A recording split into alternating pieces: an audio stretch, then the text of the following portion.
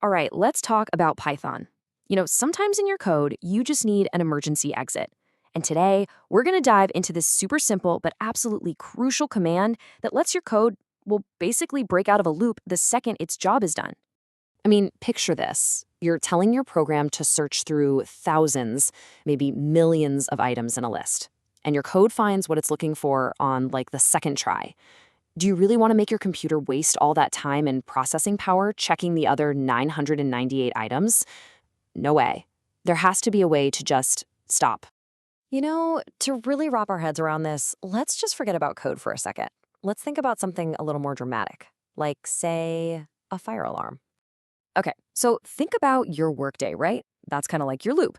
The plan is to run for 8 hours, but boom, the fire alarm starts blaring. You're not going to look at your watch and say, nope, got 2 more hours to go. Of course not. You stop everything and you get out. That's the whole idea here. An immediate, no questions asked exit.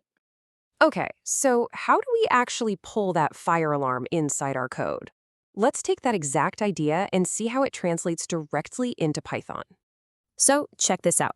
We've got a list of names. Our for loop starts going through them one by one. It prints checking Alex, then checking Sam. On the next go, the if statement asks, is the person Priya? Yes, it is. So the code prints found her, stopping the search, and then it hits that break command.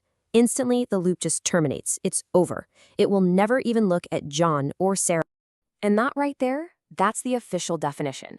Break is literally your code's fire alarm. It completely overrides the loop's normal rules and forces that immediate exit. But you might be thinking, okay, so what? Why is this such a big deal? Does it really matter if the loop runs a few more times? Well, let me tell you, when you're dealing with big data, the answer is a huge, resounding yes.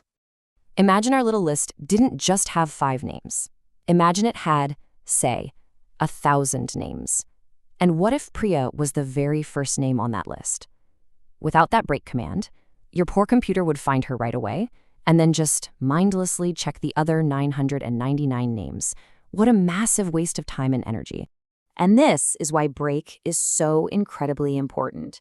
It's not just some fancy little trick. It's a fundamental tool for writing smart, efficient code.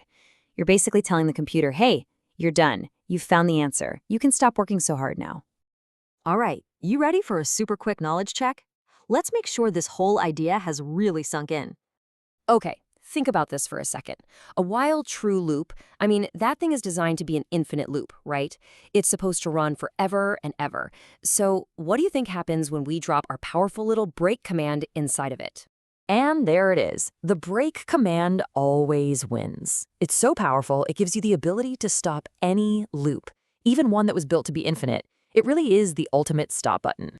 So when you boil it all down, the key thing to remember is this. Break gives you, the programmer, total, precise control over your loops. It's really just a simple 3-step process, right? You've got your for or while loop running along, then, boom, a specific condition you've set is met, and that's when you call break. The result? A perfectly clean, immediate exit. You are in complete control. And that's really all there is to it. That's how you get ultimate control over your loops in Python. So, if this explainer helped you feel more in control of your code, hey, show some support by hitting that like button and subscribing for more. Thanks for tuning in.